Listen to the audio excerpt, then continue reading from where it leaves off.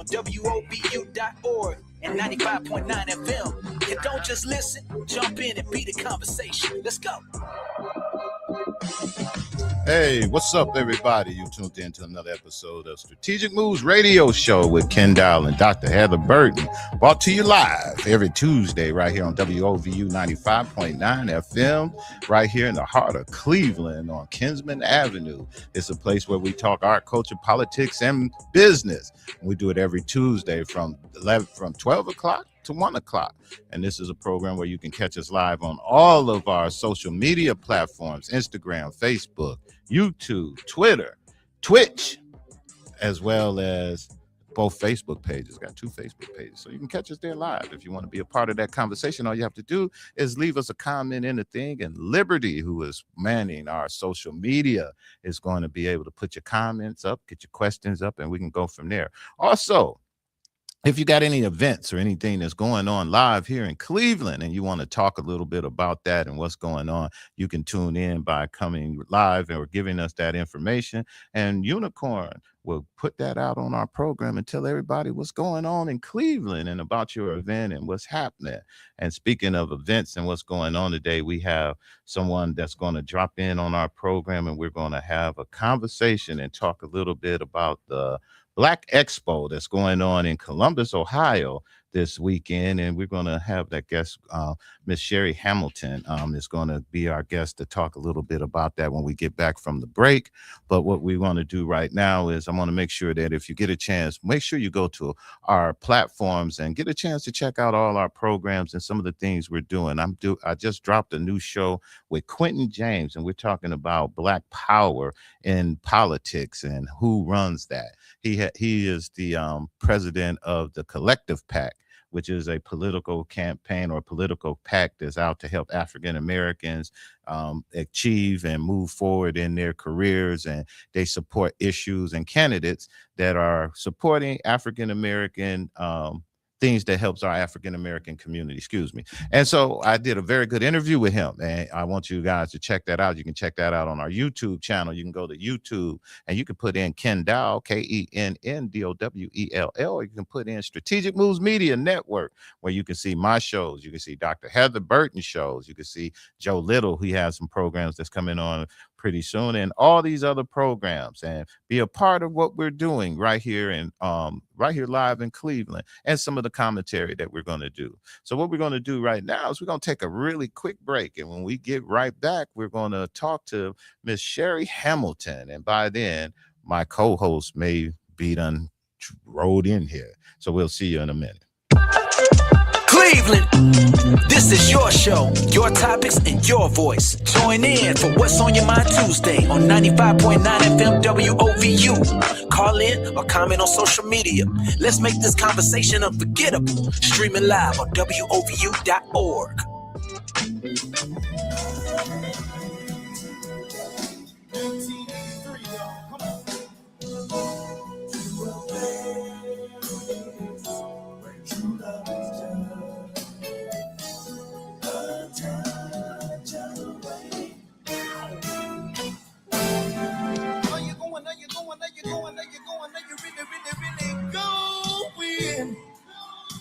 My way, baby. Yeah.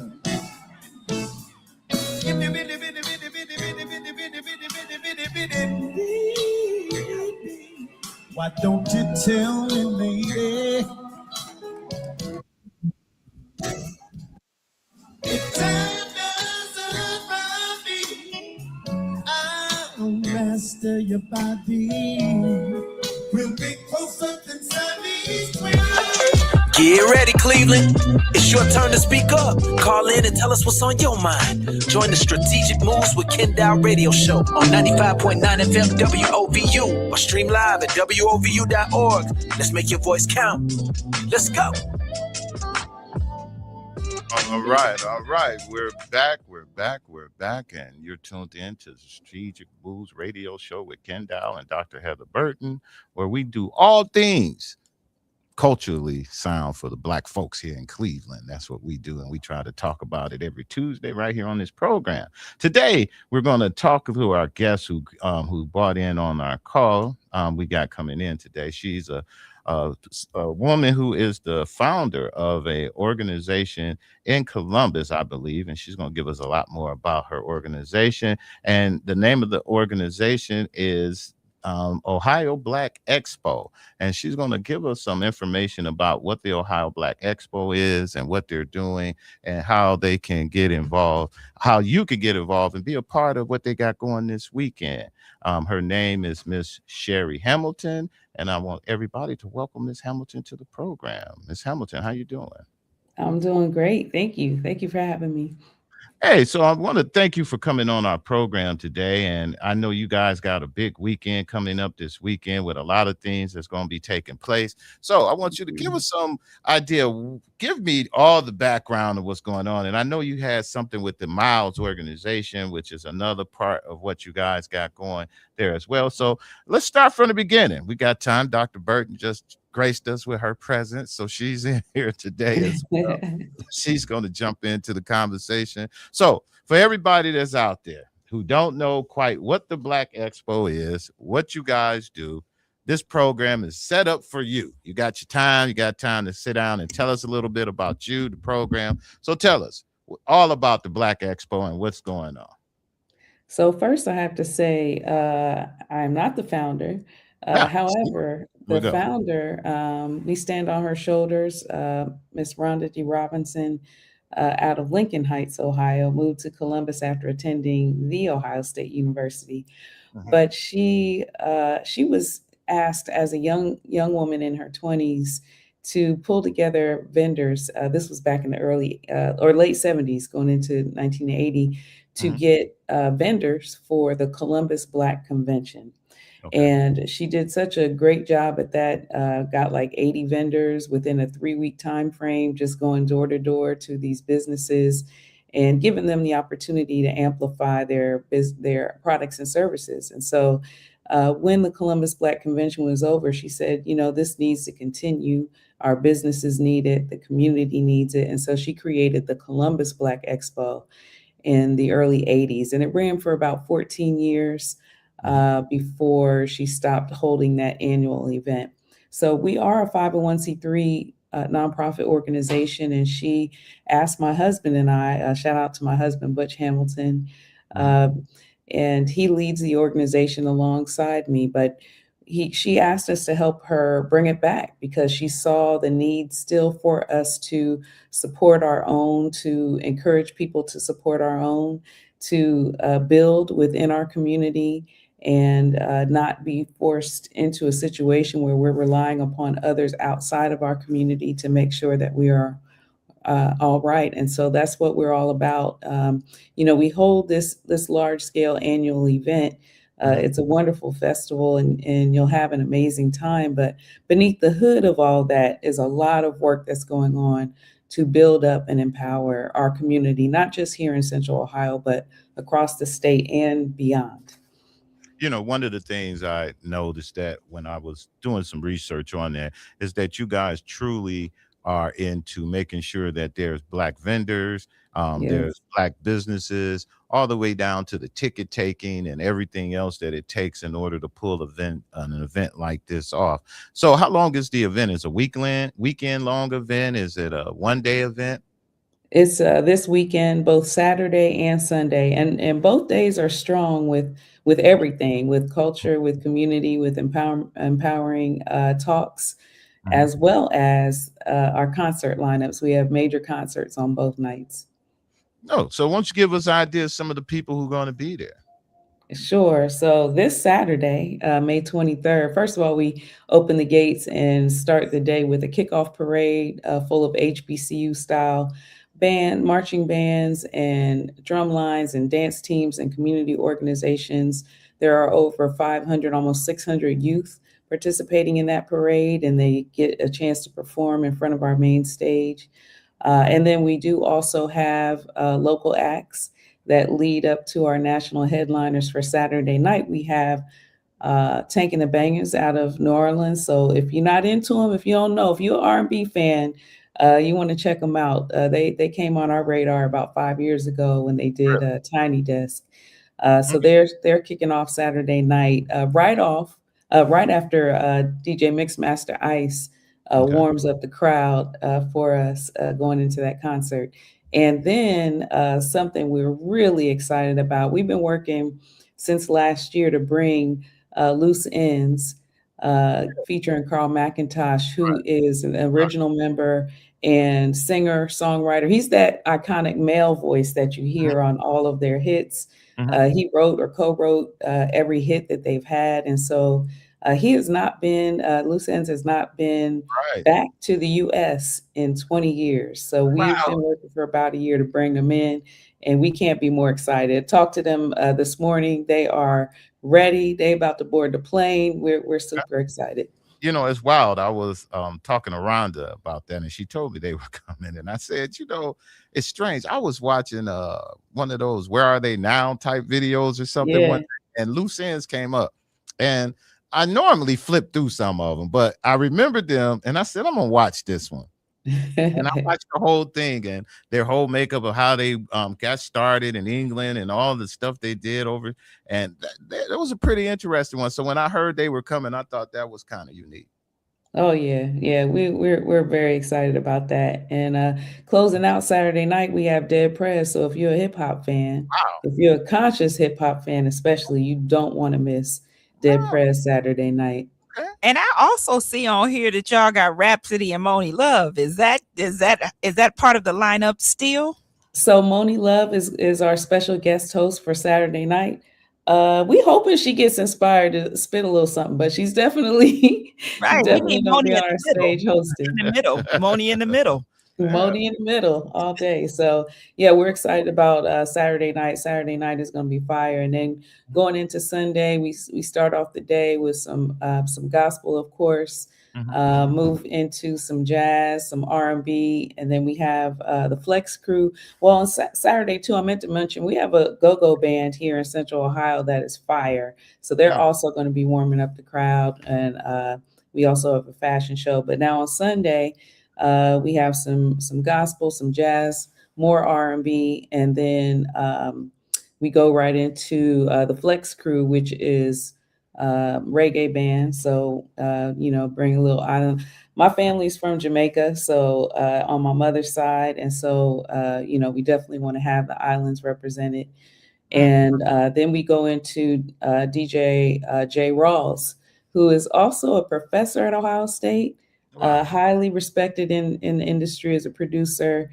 He just dropped an album last year with Talib Kweli.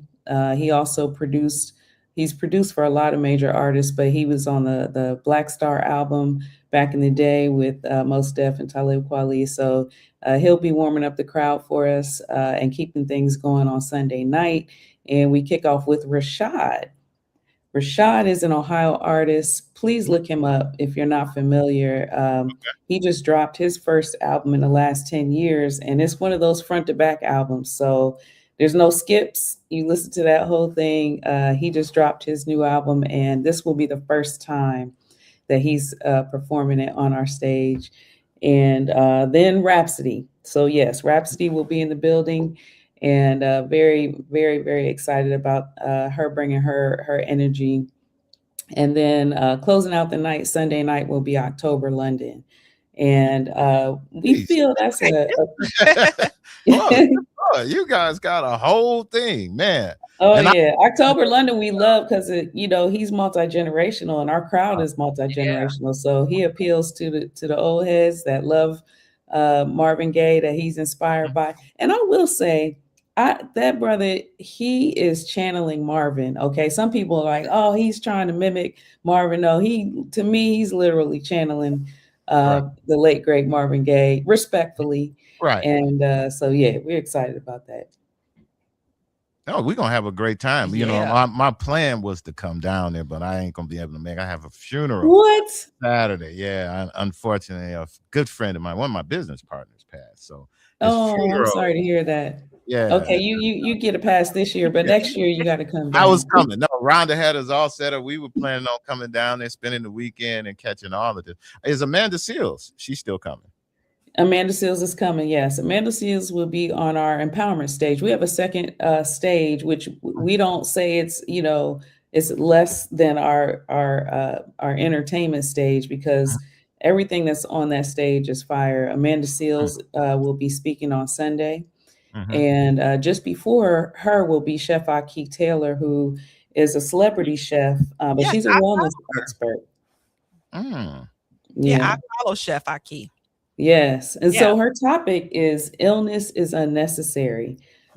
So she'll be talking about fighting disease with food. And so, much needed in our community. We love good food. I personally, a personal story for me is that I suffer from stage 3 chronic kidney disease. Most people don't even realize it. And it's mainly because of the way I eat. I made a decision when I was diagnosed 14 years ago that I did not want to be on dialysis, and I did not want to have to get a kidney transplant. So with all of the dialysis centers that are popping up, in our communities across the country, we if we're intentional, if we really understand that we can heal ourselves with food, we don't have to suffer the fate that we're suffering with all of these diseases. So yeah, we're also having an AI workshop on Saturday that's going to be really powerful. And the African Diaspora News Channel will also be there. Brother Phil Scott out of Houston, Demetra Kay, Vicki Dillard will also be speaking with us on that stage. So there's a little bit of something for everybody. It is. It's a lot. Jeez, that's gonna be awesome. But I think that's nice with the variety. That means with the audience, it gives everyone what they need. And what time does it start? It starts at so the hours on Saturday are 11 a.m. to 11 p.m. And on Sunday, it's noon to about 10 p.m. October London's taking the stage around 9. So once he finishes his show, then that'll be it for the weekend. But we do have, like you said, a wide variety. It is geared towards all ages. We have a family zone where we have lots of activities for our young children, and then for the youth, I mentioned the kickoff parade. We have a youth summit wrapped into that, as well as an HBCU college fair. I see you a CSU dad. Yeah. I was a CSU mom. Our oldest son attended Central State University, and my husband and probably about 20 close family members all are graduates of Central State University. So excellent. Yeah. Excellent. I wore this because my daughter graduated with her master's from John Carroll this week. I ain't have a John Carroll shirt. So you gonna wear the Central State University? I'm repping Central today. She didn't have. I see the correlation. Yeah, it's a big correlation. I'm a dad in both of those schools, though, so I'm repping both schools. Hey, so tell us about some of your partners, because it takes a lot to put this together. I'm sure you have some strong partners and people who help put this together. Give us some ideas, some of your partners, and why you pick some of the partners that you pick. Other than the fact they probably helped you out, but I'm sure you picked some of them because they bought something that really spoke to what you're doing. So who are some of those? Absolutely. And, on that note, we're very, very intentional about the energy in the space for this event. We're very intentional about who we partner with. But yes, it's not possible for our organization to do all of this without strong partnerships. It's a mix of public and private partnerships, but really important to us and our mission, which is to improve quality of life through a self-help approach to problem solving, is we are partnered with Mile. You mentioned them earlier. So Mile is our exclusive ticketing platform. It is the only female Black-owned ticketing platform in the nation. So Mile has been great for us. If they can handle 20,000 tickets being scanned and coming through our gates, they can handle pretty much anything. And, they've done that flawlessly for us. So highly, highly recommend Mile for any size event, whether you're having a small event, a free event, a paid event, just registrations, whatever you need, Mile can take care of that. Interesting. Okay. That's cool. That's cool. Yeah, we also have a partnership with Root. Root is a Black female-led organization that is attacking the issues with infant and maternal mortality for Black women, which, as you know, is very, very high. And they have a zero mortality rate after infancy. And so they're doing great work and have been very supportive to us from the beginning. We're partnered with the National Center for Urban Solutions, also on all of the work that they're doing. I can keep going down the list, but there are a lot. We also, Mhm. I was mentioning how under the hood, there's a lot going on that you may not even see on the forefront. Mhm. But there is are you familiar with Leafy? Have you heard of Leafy? I heard No. It- okay. It is a Black-owned toilet that paper shit. company. Yes. It's a Yeah. you say, I'm sorry. As a Okay. Black-owned toilet paper company. It Oh. was founded right here in Ohio during the pandemic when they saw the shelves were empty. They said, we can get in on this. And so what we appreciate about Leafy is their products are free of chemicals, harmful chemicals, which most of the toilet papers, that's how they turn white. They bleach them and put all kinds of chemicals. These are chemical-free toilet paper rolls made of bamboo, so natural materials. And we have worked with our porta potty. First of all, I'm a porta potty snob. Okay. I don't do porta potties.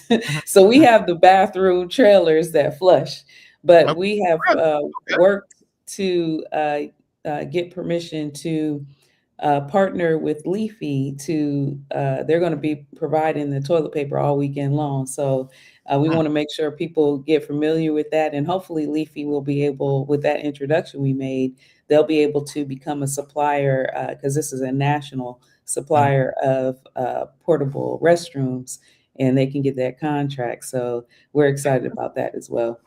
That sounds like you're doing some big things down there. You do that's like you having what some would almost say is close to what that just Cincinnati Jazz Fest that used to take place, where people go down there for the weekend. What you're doing sounds really, really awesome. What's the outcome that you're hoping? You hoping that once this is all done and the weekend is over with, after you get your rest and everything, because I know you're gonna need some after this. What's that outcome that you and your committee is hoping to get from this? Listen, the ultimate outcome is stronger unity for our people. Like I said, not only across the state, but across the nation. We have people from 33 states consistently each year by billing zip code that come to this event. And so our goal is always to empower and amplify the Black businesses and organizations that are connected and represented and participating. This year in particular, as we know, this year, as it relates to civic engagement and voting, is a huge year. Yeah. And so we have an entire section dedicated to civic engagement with the Board of Elections that will be educating people about their voting rights. We'll have the NAACP and Black Voters Matter and some other grassroots organizations that will be speaking to people about their rights and making sure that everyone is connected and tapped in. We want to make sure that the dollars are flowing back into our community. I have to tell you really quickly about a study that came about because of a book written by Maggie Anderson some years ago called Our Black Year. Her family spent an entire year only buying Black. Even if they couldn't find a store to directly sell the products they were looking for. If they would go into Staples, for example, to get office supplies, they made sure that the supplies they were buying, the paper for their laser printer was from a Black paper company. So they did that extra research to make sure they were doing that for an entire year. But the study showed that Black households in America with a household income of $75,000 or more per year only spend 3 to 5% of our money with Black-owned businesses. So for an analogy to make this clear, let's say your household brings in $1,000 a week, just to make the numbers easy. And you come home every Friday when you get paid and you drop $30 in the house and say, all right, with that, we're going to pay the mortgage and the insurance and get the food, make sure the kids are straight, fix any repairs that are needed for $30. I'll be right back. I'm about to go around a neighborhood and spread the other $970 out there. And then you come back home and your house is falling apart and you complaining about your house falling apart. And everybody's looking at you like, what's wrong with you? Why don't you fix your house? Well, that's what we've been doing for decades, right? So we are intent on moving the needle of bringing those, that $970 a week back into the household so we can continue to build up our community. And so we want people to be reminded, make that extra choice, make the extra effort, even if you have to spend a few dollars more to make sure that you're supporting businesses in our community that hire our people. Because that same study showed if we increase that from just 3% to 10%, it would create 1 million jobs. We should at least be spending the majority of our money in our community, but everyone can make that slight shift to have a real impact and take the 96% of businesses, Black businesses that are solopreneurs and can't afford to hire employees. We want to move the needle and change that statistic in the right direction. So ultimately, that's what we hope for everyone to come out, have a good time, be able to just drop your shoulders and relax and connect with everyone. Be reminded that we need to support our businesses throughout the year, get stronger as it comes to civic engagement and turning our condition around. That's what we want. On the other side of that, do you have anything set up for business owners, for them and educational spaces and anything like that that's connected with the expo? Yes, especially that AI workshop that's going to take place on Saturday at 2 p.m. That is geared towards our businesses. We also have ongoing education that takes place on our website. But for that weekend, it's the AI workshop and then some of the other empowering talks that take place after that. What do you think sustains the Black Expo?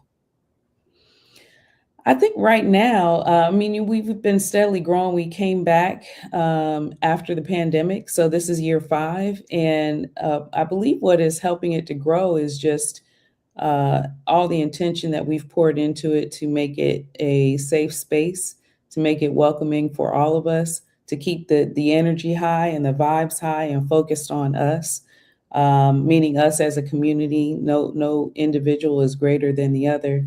And we just are very intentional about making sure that everyone understands how important this is. The people that come back year over year just tell us they look forward to it because it's a unique experience. We have music festivals out there, right? We have empowering conferences out there. We have college fairs out there. We have food. I haven't even talked about the food. We have over 30. We need to talk about the food. We're going there next. We have over 30 food trucks and food vendors. And so we say the food, the music, the vibe, there's no other place to be Memorial Day weekend. And I think it's all of those things being under one roof, so to speak, really went inside of one set of gates that keeps people coming back. So for the folks who come in there for the big back experience. Back experience. We not have the big back experience. We just talked about eating for living earlier, right. And now we talking about big backs. Yeah, the big back. It's for the folks who coming out there for that big back experience. You said lots of vendors. Any food contests? You guys good? You got all these Black folks and cooking food. Somebody making some good mac and cheese. Somebody doing some ribs. What you guys got going as it relates to the food? So we don't have a contest, but people have been pushing us to do that. So we may have to make that happen. But it is a taste of Black excellence, as we say. There's a wide variety. You have everything from soul food, of course. I mean, you can't have a festival without soul food. But we have some Caribbean food. We have African food. We have a plethora of amazing desserts. Everything from you want to go to a festival and get your funnel cakes. Okay, so the funnel cakes will be there. And I love me some funnel cakes. Yes, your sweet potato pies will be there. Your cheesecakes will be there. We have a vendor that all she does is a variety of banana pudding. So, we have that there. We have beverages. All of our adult beverages are crafted by Black businesses, and so we're excited about that as well. We've done that every year. Adult beverages. Yes. Really? Okay.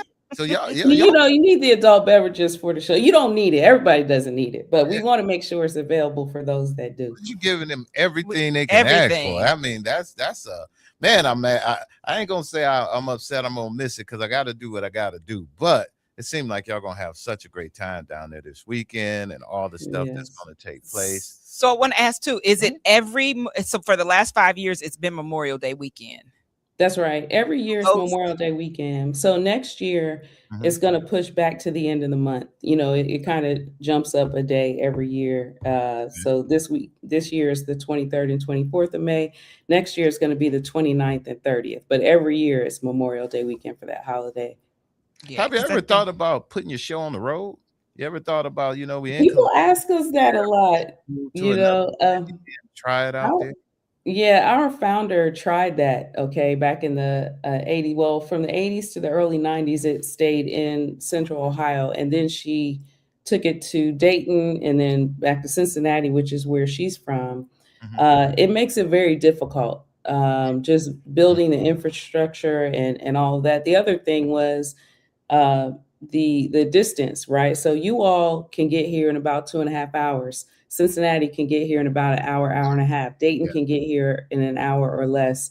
We're in the center of the state, and so we want to make it easy for everyone and not more of a drive for any. We don't want it to be a deterrent that if you're in Cleveland and you have to drive all the way to Cincinnati or vice versa, it's a 4-hour drive. So we're locked in here in Central Ohio. Doesn't mean we won't do anything up there in Cleveland. Let me say, Cleveland has always been well represented at this return of the Ohio Black Expo. From year one, almost a fourth of our Ohio attendance comes from Cleveland and Northeast Ohio. So we appreciate all our brothers and sisters up there for coming down and rock with us every year. That's probably because a fourth of us are Ohio State University grads. Or they went to Central State. They even went down there to Central or something, and so they really know about it. It sounds, like I say, it sounds like you're gonna have a great time down there doing what you're gonna do.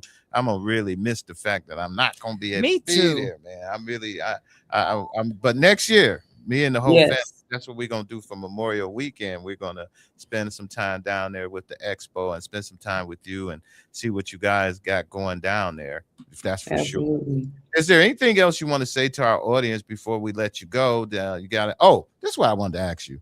You said that you taking tickets. How much it costs to get in there?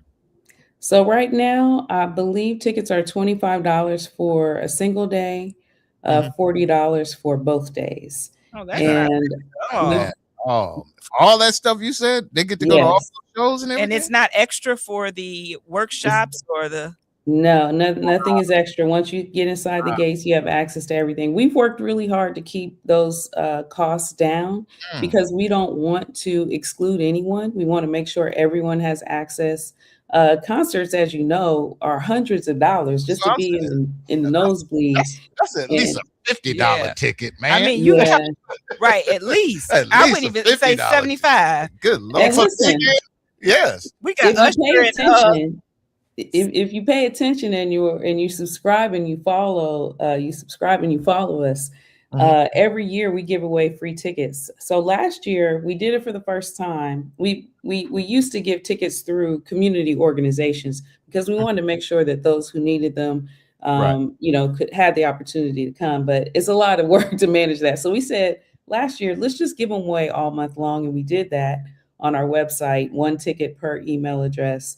And this year, so we gave away 6,000 tickets last year. This year, we gave away tickets for 1 day. We said, okay, we're going to do it for 1 day now that you know what it is. And whoever gets it, gets it. We didn't even give a heads up of when we were doing it. We announced it when it dropped. and within one day, 7,000 tickets to seven. Ooh, I thought somebody broke the system. I said, I went to sleep and woke up and it was 7,000. I said, somebody released a bot in the system, took all the tickets. No, it was 7,000 different people with different names, different email addresses and zip codes. And so, we want to make sure everyone has access. And even when you get to this point, it's still affordable. And starting at the gate, once the event starts on Saturday, the tickets will go up slightly again. So we recommend, hopefully you do plan to come down, get your tickets now so you can save a little bit. We have discount hotel rates through our website. If you go to OhioBlackExpo.com and click hotels, you'll see some discount rates. So we want everybody to come down, spend the weekend, come both days. It's going to be hard. You're going to miss something if you just come for one day. Plus the food, you can only eat but so much in one day.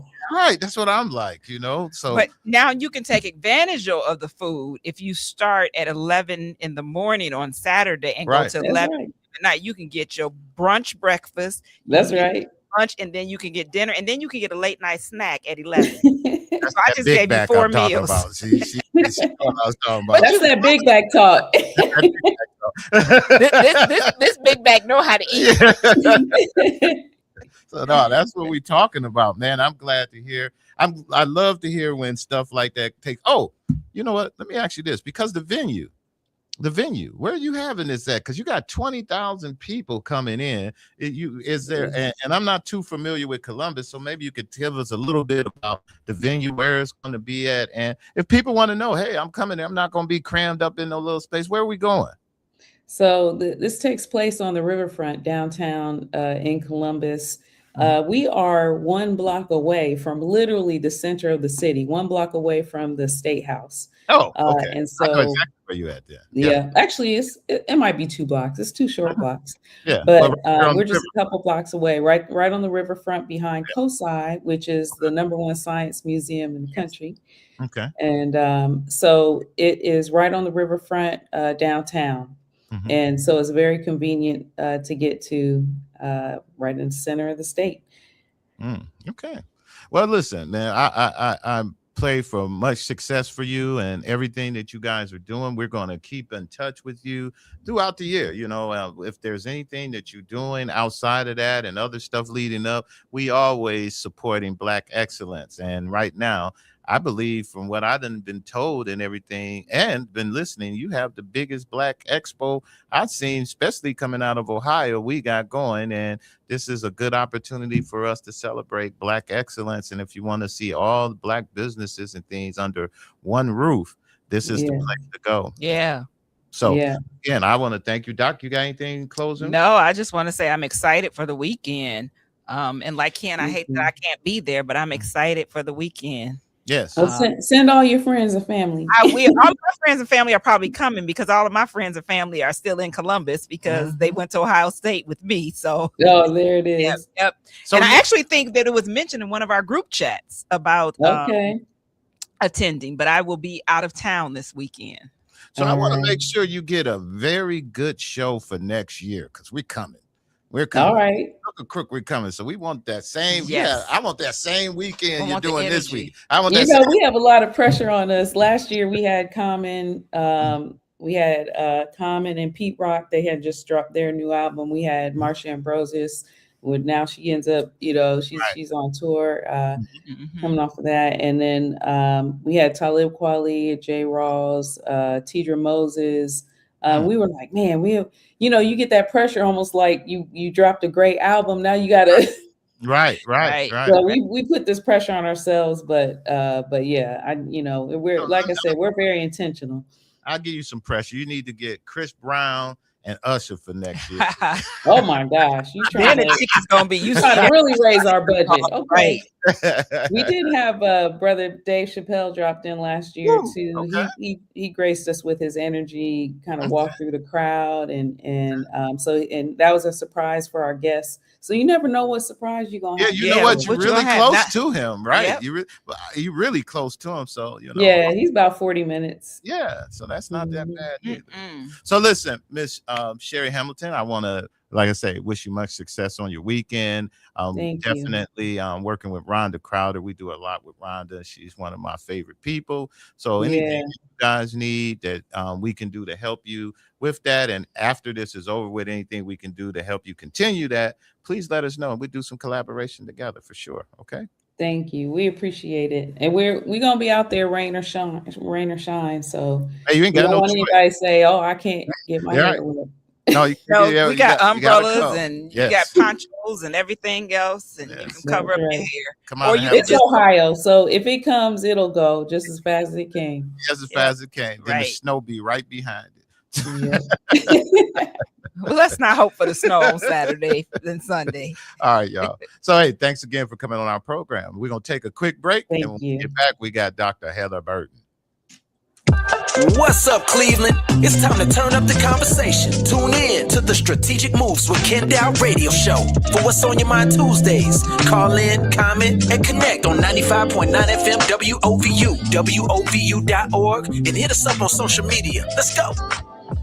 Support for WOVU comes from the Civic Engagement Collaborative, empowering and building stronger communities through civic education and engagement. Join them for upcoming community events at Platform 13 on Cedar Ave, Friday, May 1st, and at the Box Spot on Kinsman Road, June 5th, July 10th, and August 7th. Connect, engage, and help create positive change in our neighborhoods. Follow them on social media at Civic Engagement Collab for more information and updates.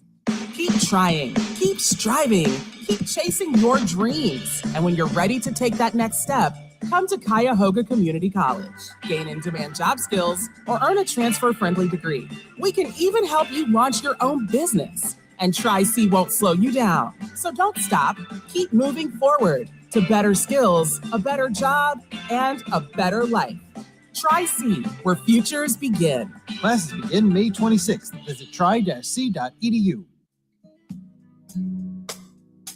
Support for WOVU comes from Village of Healing, a wonderful nonprofit health center led by Black women with locations in Euclid and Shaker Heights. Village of Healing offers services in gynecology, obstetrics, mental health, pediatrics, and primary care. The organization focuses on serving communities in Greater Cleveland. More information about them is available on the web at villageofhealingcle.com. Support for WOVU comes from Neighborhood Family Practice, a nonprofit federal qualified health center with 7 locations on Cleveland's west side and in Lakewood. NFP provides primary care, behavioral health, dental, midwifery, and pharmacy services. Medicaid, Medicare, and most commercial insurance plans are accepted. A sliding fee scale is available for those without insurance. More information is available at nfpmedcenter.org. What's up, Cleveland? It's time to turn up the conversation. Tune in to the Strategic Moves with Kenn Dowell Radio Show for What's on Your Mind Tuesdays. Call in, comment, and connect on 95.9 FM WOVU, WOVU.org, and hit us up on social media. All right. Black Expo. Gonna be a hit. You need to be there. You know what, though? I'm gonna tell y'all something ignorant. I just can't get over the name of that toilet paper company called Leafy. That sounds kind of rough, don't it? But I thought it sounded cute. It sounded kind of rough. So I got into the cuteness of Leafy. It sounded like, I think a leaf's blowing and flowy. Yeah, that sounds rough. I think of leaf, I'm thinking autumn, like a rough leaf. Unicorn. We can't be thinking of the rough leaves. That's what I'm thinking of. Unicorn says she know Leafly. You know Leafly is. Yes, I've used it. It's actually very soft. It's not rough at all. Yeah. I would imagine that they're not going to have rough toilet paper for people to use. Yeah, and you got to think it's made out of bamboo. Like, it's really soft. Yeah, and that's the other part. Isn't bamboo kind of hard? No, okay, but the outer shell is very hard. Inside, it's kind of like stringy. I mean, it's still hard, but like Doc said, it's processing. So by the time you're done processing the inside of it, it's really nice for your bum. If it's good, I would be. Nice. I'm afraid to use Leafy because let me say this, because of my allergies. No. Okay. Oh. So I used another product that was made and I can't remember if it was bamboo. Oh, I had to go to emergency. That's like, was it hyperallergenic? It was the I think it was I don't want to say the brand because I don't want to call out the brand, but it was supposed to be all natural. So it was all natural, but it had whatever it was like a plant base, and because of my allergies to like trees and stuff like that, if you allergic to trees, you can't use no leafy. Right. That's why I said alcohol on your That's why I said I was I was in urgent care, like, take care of me. Oh, jeez. All I can do is scream thinking about that. Oh, bless you, baby. But here's Lord. Yeah, it was crazy because I was like, test me for everything. I don't know what's wrong. Test me. Wow. And she was like, have you tried new products? I was like, test me. What's wrong? But she was like, have you tried new products? And lo and behold, we were able to pinpoint. I had tried a new product, and well, isn't leafy supposed to be no chemicals in it? Yeah, and like, they say that, a lot of brands say that, and not to accuse any brand of doing this, but there are instances where during processing they still use certain chemicals that aren't classified as harmful. As harmful chemicals. Air quotes, people. Air quotes. So she said that it makes the color. So is leafy not white? No, it's tan. That's why I was. So it's a tan. So it's not the color dye. Yeah, it's like a brown paper color. bag. Mm-hmm. Yeah, exactly. Yeah. Exactly. Yeah, and it's really soft. It's really soft, but I can't blame you, Doc, for not wanting to try. I won't be trying something that works well for you. I won't be trying leafy because I read all the ingredients now. Yeah. After that episode, I was like, we reading everything. It's crazy. Out of all that information she got me, the one thing that stuck with me was the leafy. The whole time. I didn't want to say nothing to her about it because she was on the line and just like, boy, why are you being stupid? But I can say that to y'all. Leafy. But we got to talk about this. I know y'all been on social media with Dr. Cheyenne Bryant. Oh, you know what? No, only thing I need to talk about what I need to talk about because y'all, everybody with their daggone degrees and putting their degrees on like bing, bing, bing, I bing, did, bing. but I said this though. Actually, what I did was I posted and I reposted somebody who said, if you got a degree, it's at your mama's house or your grandmama's house, right? But I also was petty, and I put that in my post. I'm being petty. I know this is petty, but if you know how hard we work to get these degrees, you would understand. And so I posted my PhD and then I posted my Ohio State. And that's only, like I said in the post, because I like the frame that it's in. But the issue for me, and I just saw something yesterday where an attorney said, somebody that's supposed to be an attorney said that it's her brand. And I was like, you missing the whole point. There's one thing to have a brand like Dr. Dre, like people trying to compare to Dr. Dre. There's one thing to have a brand where you're using that. There's another thing to claim that you are licensed and have a degree and you using doctor. Especially when you are giving life advice. Yes. You are providing. You are claiming that you're a therapist. Yes. To people who are actually seeking and desperate. And that's what you're banking on. You're banking on that desperation from these people. Ooh, the devil working don't want me to. They're trying to keep your meter out. Ooh, child. But yes, that desperation that she is banking on, that people are willing to disregard the fact that she is not actually educated in this field to effectively help you. Oh, I'm sorry, I am even interrupting, but I feel very much about this. And has no license. Like, you have no license. But do she need one? Yes. Why? Well, if you're gonna be a life coach, fine. Then you do whatever you're doing. No, she's not. She's claiming to be a therapist. And being a therapist and a counselor, you need a license. You cannot. First of all, now you're facing a lawsuit. Yes, yes. If somebody really want to get. It's just a misrepresentation. If I wanted a life coach, I would look for a life coach. I know what I need. If I need intense therapy from a doctor, someone that's supposed to be a psychiatrist, that is what I am expecting to receive. So when I find out after receiving services that I paid thousands of dollars for, that you are not licensed. You're not in. And then with the license, now you're not even under any ethical standards. So you don't even have to have any ethical standards. And she told herself with that. And and she said that. So with that, so it's a money. It's a she. So y'all believe she was just flat out robbing people? Yeah. And what I feel though is that she needs to be diagnosed. Yeah.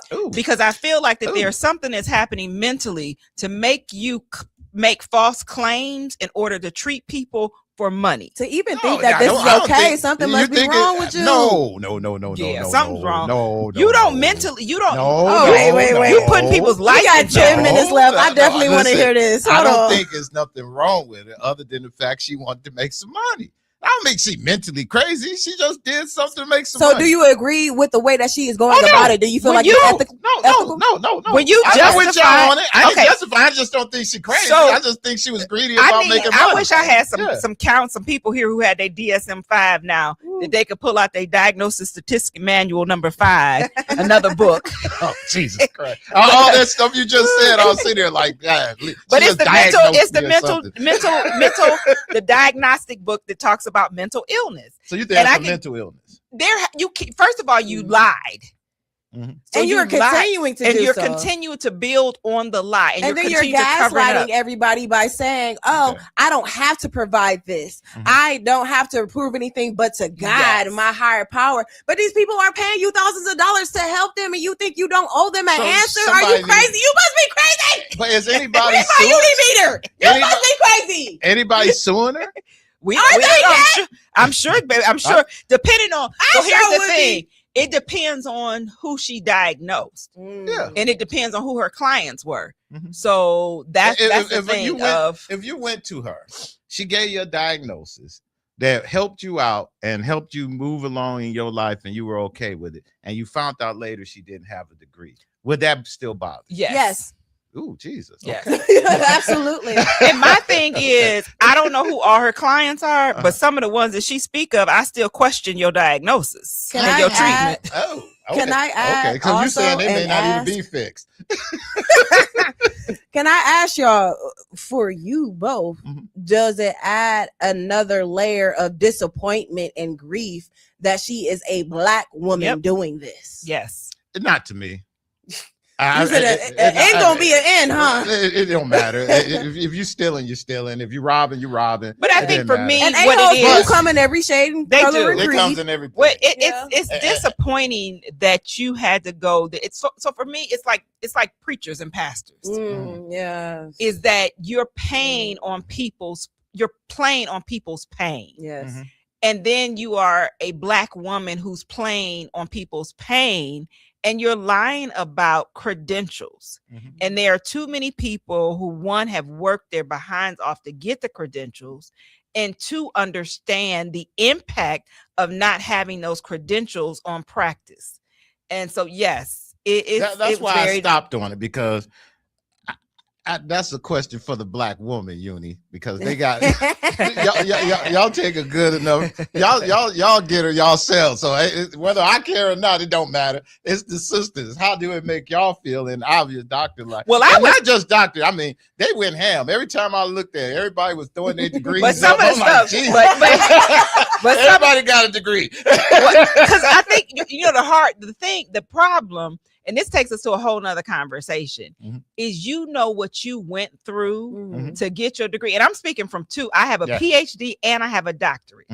I know what I went through to get those degrees. And for somebody to say they have a PhD, I'm going to start this PhD. Forget it. You said you had a PhD. Anybody that has a PhD knows, and I use this very loosely, it's like pledging a sorority or fraternity and you being hazed and you have no idea that you're being hazed. You're like, wait, what is happening? Because it's the mentality for many faculty is, I got mine, so I'm going to make you work for yours. Right. So people will talk about, after leaving, the trauma that they've experienced, the barriers that they had to go through in order to get that degree because of the culture. Because we got to remember, PhDs historically was just like any educational system. You've got most people, especially when we go to predominantly white spaces, you got these white males who have PhDs. And so many of them become your faculty, many of them become your chairs.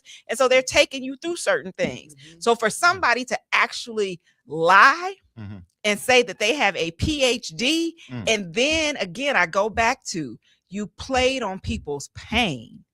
That's the problem that I have. I don't understand why if all of that's happening and everything is true, because obvious it is, because she's saying it is. That's the worst part. Well, she said she can't find it. She said she can't find it because the school closed. And here's the other thing, and that's what I said. Yeah, right. So she said the school closed and she couldn't get her transcripts. First of all, like I tell anybody, if you have a PhD, nobody is asking you about your transcripts. You can get your transcripts from Brian and Stratton. But here's the thing.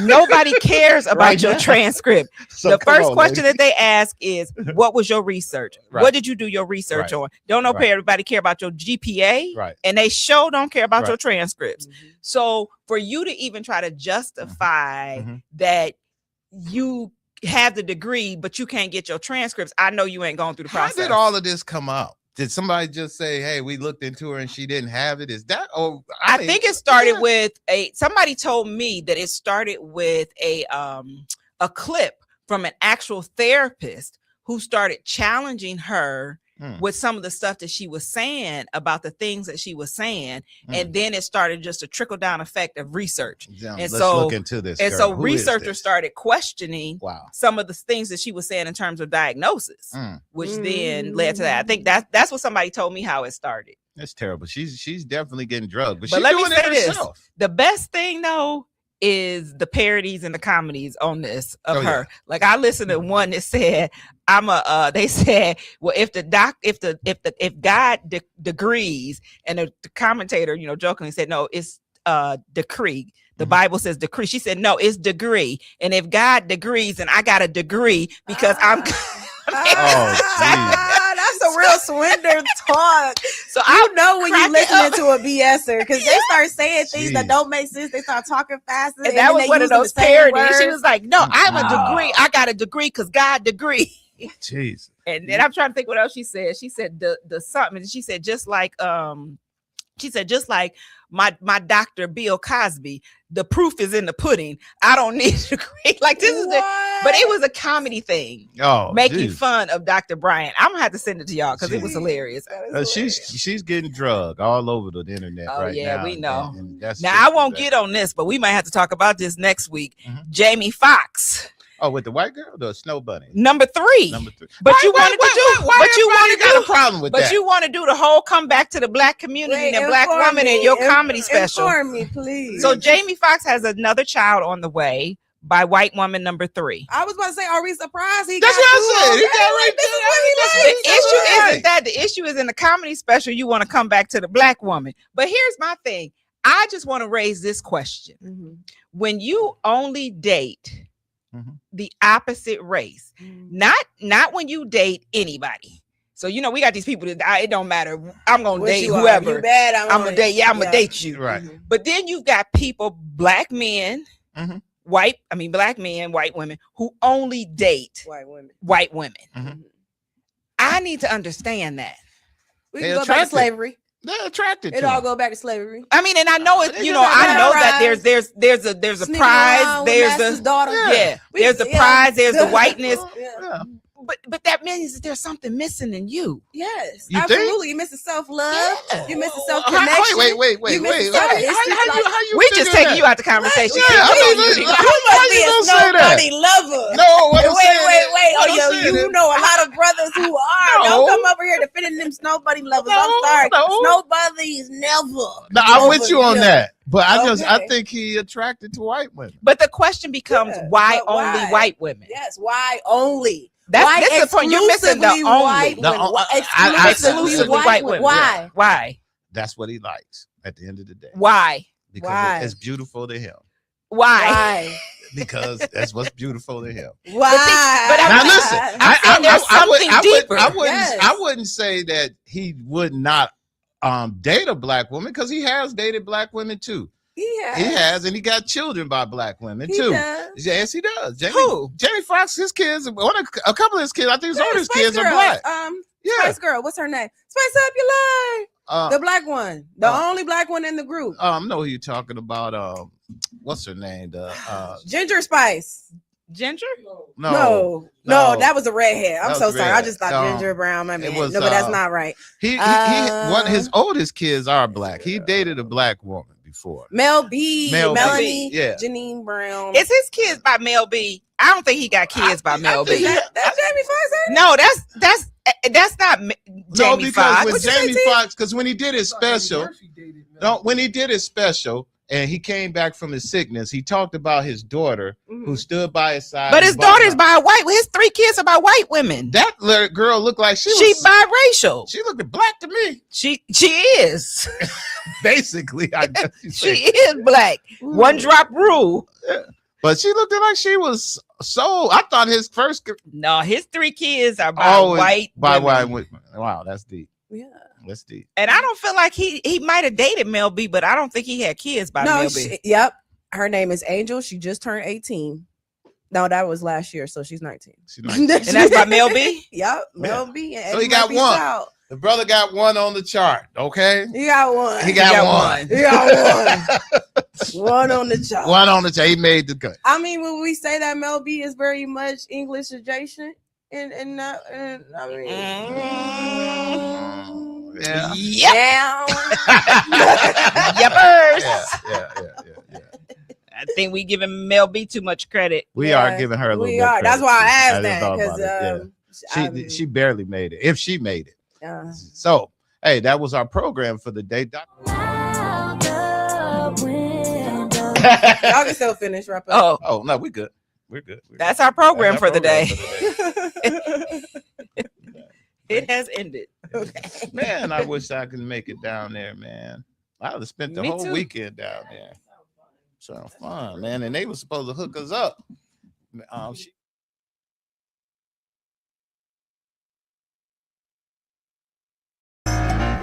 This is Strategic Moves with Kenn Dowell.